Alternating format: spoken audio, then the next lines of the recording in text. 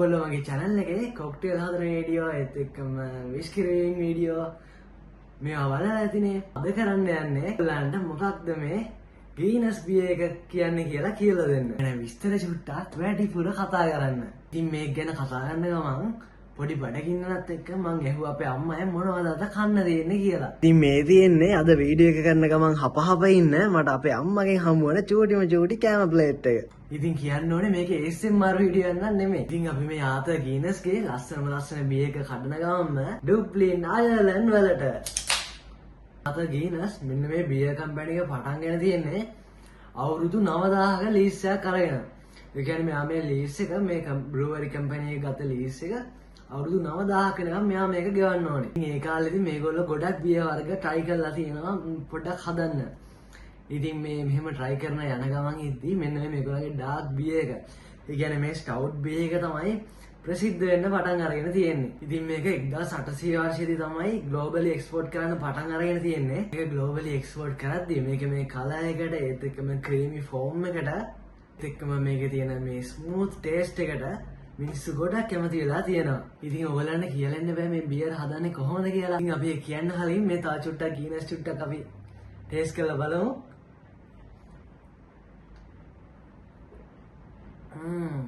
ඔයගලන්ට පොඩි ටිප් එකක් කියන්න. ඔයගොල්ලෝ අනිවාර්යෙන් බියර් එකක් විස්කි එකක් එක්ක ෆුඩ් එකක් කම්පෙයාර් කරනවා නම් අනිවාර්යෙන් ඔයා චුට්ටක් බිව්වට පස්සේ ෆුඩ් එක කන්න. මොකද ඔයා කන ෆුඩ් එක සැරයි නම් එහෙම නැත්නම් ස්වීට් නම් ඔයාගේ ඊළඟට බොන විස්කි ෂොට් එකේ එහෙම නැත්නම් බියර් එකේ රස එහෙම නැති වෙනවා. ඉතින් බියර් හදන්න එහෙම නැත්නම් විස්කි හදන්න අනිවාර්යෙන් ඕනේ මේන් ඉන්ග්‍රීඩියන්ට්ස් තුනයි. ඒ තමයි water, වතුර, ඒත් එක්කම barley, malted barley, අනිත් එක තමයි yeast.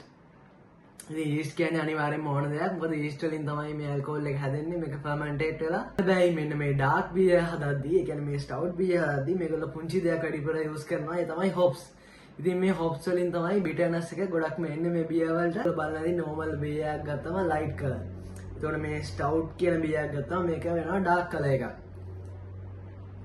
සාමාන්‍යයෙන් දැකලා ලයන්ලගේ stout beer එක ඒ හැම එකක්ම චුට්ටක් ටින් එකේ ඉඳන් අර dark ගතිය මේගොල්ලෝ බර කරන strong beer එකක් ගත්තත් ඒක චුට්ටක් මේගොල්ලෝ red color එකෙන් තමයි පෙන්වන්නේ. ඒක stout beer එක චුට්ටක් dark color එකෙන් තමයි පෙන්වන්නේ. ඊපස්සේ තමයි මේකේ මේ එන coffee flavor එක. ඒ කියන්නේ කෝපියක් බොද්දි අර coffee වල roasted flavor එක මේකෙන් එන්නේ. ඒත් එකම chocolate flavor එකත් මේකෙන් පොඩි light caramel sweet එකක්. ඉතින් සමහර කට්ටිය මේක කැමති නැහැ. මොකද මේ coffee flavor එකට. ඉතින් මාත් ගොඩක් ලංකාවේ බියර්ස් වලින් මේ Guinness එකට තමයි ආස. මොකද මේකේ ඉන්නේ වෙනම ටේස්ට් එකක්. අනිත් බියර් වලට වඩා චොකලට් ටේස්ට් එක ඒත් එක්කම අර ක්‍රීමි ගතිය අනිත් බියර් වල නැහැ මං හිතන විදිහට. ඉතින් මේකේ ABV එක 8ක් තමයි තියෙන්නේ. ඒ කියන්නේ 8 point. ඉතින් මේකේ පිටරට ගත්තොත් වර්ග 3ක් තියෙනවා. Guinness Draught කියලා කියන්නේ එක චුට්ටක් ගොඩක් ලයිට් බියර් එකක්. මං හිතන්නේ ඒකේ ABV එක 4ක් වගේ තමයි තියෙන්නේ. Guinness Extra Stout. ඊළඟට තියෙනවා Guinness Foreign Extra Stout. ඉතින් ඒක තමයි මේගොල්ලෝ ලංකාවේ ගහන්නේ. ඉතින් මේක ගහන්න ලයින් බ්‍රූවරි එකෙන්. හැබැයි මේක අනිවාර්යෙන් හදන්න ඕනේ අර අයර්ලන්ඩ් ඩුබ්ලින් අයර්ලන්ඩ් වල තියෙන රෙසිපි එකට අනිවාර්යෙන් ආතර Guinness ගේ රෙසිපි එකට.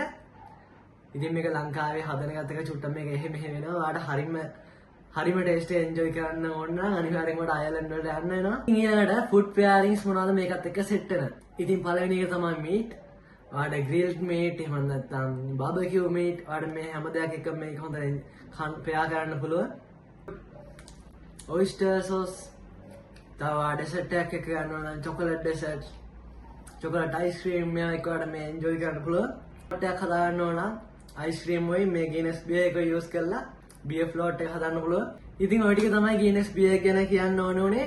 එහෙනම් අපි දැන් මේක enjoy කරමු. ඔයාලට මම පොඩි tip එකක් කියන්නම් තව.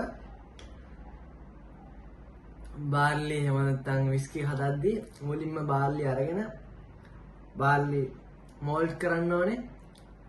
බියර් හදන නම් විස්කි හදන අනිවාර්යෙන් වලට ඕනේ malted barley.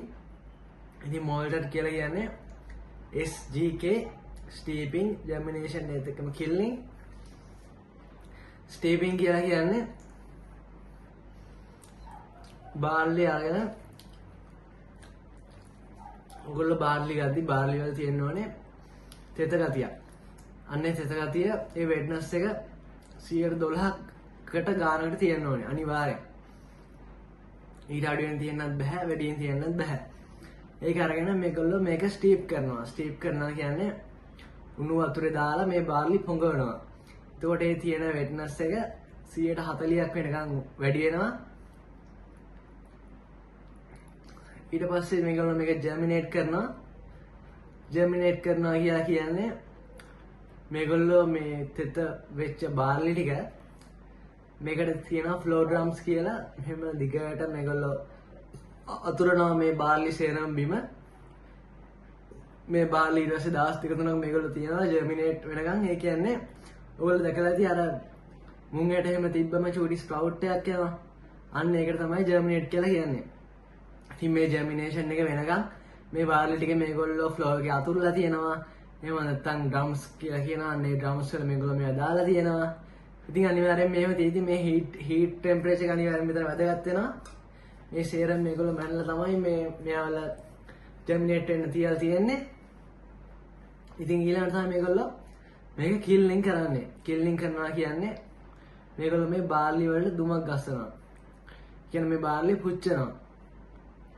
ඒ කියන්නේ දැන් අර තිබ්බ 140 වෙට්නස් එක ආයේ බහිනවා. ඉතින් මේකට තියෙනවා මේ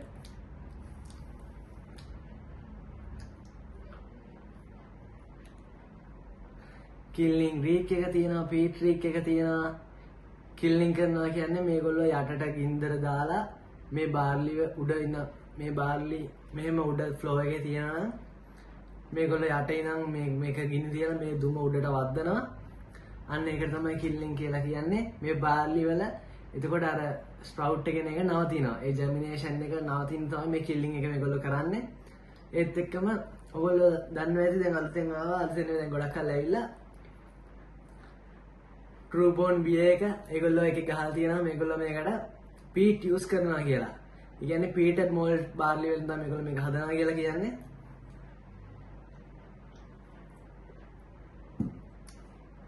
පීට් කියලා කියන්නේ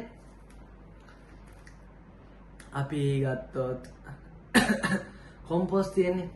අන්න ඒ වගේ අවුරුදු 10 ගානක් පරණ පස් ඇතුලේ හාරලා මේගොල්ලෝ මේ පස් අරගෙන අර කිල්ලින් එක තියෙන්නේ. අන්න ඒ කිල්ලින් එකේදී ගින්දර තට්ටුවට උඩින් මෙන්න මේ පස් තට්ටුවක් තියෙනවා. මේකට තමයි පීට් කියලා කියන්නේ. ඉතින් මේ පීට් ගිනි තිබ්බම මේ පීට් වල දුම අර උඩ තියෙන බාර්ලි වලට වදිනවා. ඉතින් අන්න එතකොට තමයි මේ පීටඩ් මෝල්ට් හැදෙන්නේ. ඉතින් පීටඩ් මෝල්ට් වලින් ගොඩක්ම හදන්නේ ටිකක් ඩාර්ක් විස්කි. ඒ කියන්නේ ලැගුවලින්, ටැරිස්ක, බෝමෝ අන්න ඒ වගේ විස්කි තමයි මේ පීටඩ් මෝල්ට් අරගෙන හදන්නේ. ඉතින් ඒවයි එන ටේස්ට් එක ගොඩක්ම කිව්වොත් අර මෙඩිසිනල් ටේස්ට් එකක්. කියන්නේ චූටි අර බෙහෙත් රහකේ තියෙන ඔයිලි ටේස්ට් එකක්. ඒකේ ටෙක්ස්චර් එකක් ගත්තම ටිකක් ඔයිලි. ඒක ඔයාලට දැක්කම පේනවා. ඒත් එකම කලර් එකක් චුට්ටක් ඩාර්ක් කලර් එකක් එනවා. ඉතින් එහෙම තමයි යන්නේ මේ විදිහේ විස්කි බියර් ඒවා හැම එකටම එක එක විදි තියෙනවා මේවා හදන. ඒක තමයි අද වීඩියෝ එකෙන් කියන්න තියෙන්නේ. ගිනස් බියර් ගැන ඔයාලා දැනගත්තා නම් චුට්ටක් හරි අනිවාර්යෙන් කමෙන්ට් එකක් දාන්න. එතන channel එකට subscribe එකක් දාලා තියාගන්න. දිගටම මේ වගේ වීඩියෝස් වලින් හම්බෙමු. එහෙනම් thank you අද වීඩියෝ බලවට.